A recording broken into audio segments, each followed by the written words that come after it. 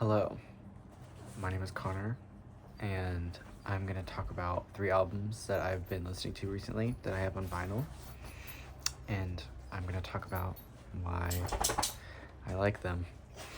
Um, yeah. Um, this is Mezzanine by Massive Attack. I think it came out late 90s, I don't know, but I mean, this album has been around for a really long time. I feel like it has a pretty strong cult following. It's very revolutionary in the trip hop scene, obviously. It inspired a lot of 2000s music and was at some point, I feel like, put in a box a little bit with 9 Inch Nails just because it was very not as raunchy but very suggestive. Like when it comes to the downward spiral in this album, I feel like this album's a lot more cerebral, and downward spiral is more like raunchy, but in a good way, obviously. Anyways, I digress. This is a great album. Some of my favorite songs are on this album. I mean, the first track is like legendary. I love Rising Sun recently. I've been listening to Dissolved Girl. I think Dissolved Girl might actually be my personal favorite. And the title track, Mezzanine, is also really good. I love the little beat switch up in the middle of the song. The album cover is iconic. Kind of freaks me out because it's so like detailed. And on the vinyl sleeves, it has like close-ups, but it looks like metal screws and shit. I don't know, it's super cool. Awesome. Obviously there's Teardrop too with oh my gosh, what's her name? Cocteau Twins. Elizabeth. I don't know. I have my next vinyl that I've been obsessed with is my Gio Gotti vinyl by Boards of Canada.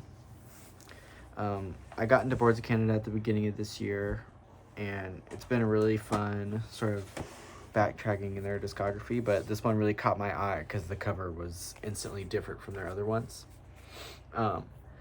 I've been listening to a lot of analysis videos about this album and how like it is just like really all sort of connected in some like weird mathematical way with like strange satanic undertones, but it's like very, I don't know, and the imagery is very strange. Like it's the back of the vinyl, it's very kaleidoscopic.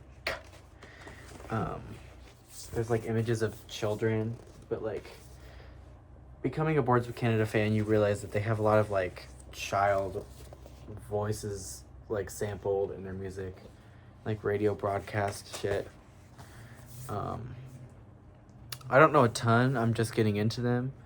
I really like that EP that they have called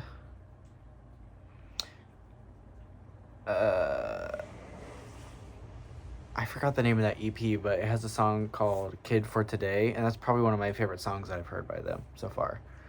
I really love Music is Math. Obviously, it's one of their most popular for a reason, I think. The first song is really good, though, Ready, Let's Go. Like, it's a good tone setter for the album, especially leading into Music is Math. Gyroscope is iconic. I feel like that song it creeps me out. When I'm online and I hear about this song, a lot of people say that it doesn't really have that same effect on them, but like, whatever. Gyroscope, I feel like I heard it first in the movie Sinister. And then I was listening to this album and I was like, no way, that's the exact theme. Because I remember that theme really caught me off guard in the movie. I like that movie a lot. Julian Candy is one of my favorites as well, just because of the backstory of the song. I love 1996, of course. I really like Energy Warning because even though it's like a little interlude ambient thing in the middle, like it kind of is a little foreshadowing, I guess, for the future right now. The Devil's in the Details is also really good. It's like super like textured. It sounds like wet. It sounds like you're walking through slush, but it's like someone's weird voice. I don't know how to explain it. Over the Horizon Radar, of course. Dawn Chorus is pretty good. Corsair is alright. And then Magic Window. No, it's just silence. Ugh. I might listen to their other album that I just saved after this. It's called I don't know. The third and final project that I want to talk about is the Nightlife EP by Phantogram, which is way different from these other two albums. I just stumbled upon this because I wanted to know more about them. I really like Eyelid Movies and Voices, and I did enjoy their most recent album and some of the deluxe tracks that they came out with as singles earlier on. But I don't know, their older music just has a more appealing, and I'm not gonna say DIY, but like very well homemade tracks, like with the sampling and the drum programming and how their voices are just so like cool, and it creates such a distinct like nocturnal like deep pop vibe. I don't know how to explain the mood that it gives me, but it's very like this is nighttime music, and this kind of encapsulates that feeling overall for me. I think the first track is probably top 3 of Phantogram's discography, 16 Years. It starts off like immediately you're thrown into the song, and it's just kind of a banger, especially if you're driving at night. Like, this is the perfect song. And really, there's not a dud on this album. I wouldn't say it's a perfect album. It has its like kind of whatever moments. But overall, like, I would listen to this all the way through and not really skip anything, just because it is so like short and sweet, and like doesn't really strive far from what it's trying to do. The cover is pretty interesting. It's like grass. It's like a field. I don't know, at night, and yeah, like they were just doing whatever, and it worked out.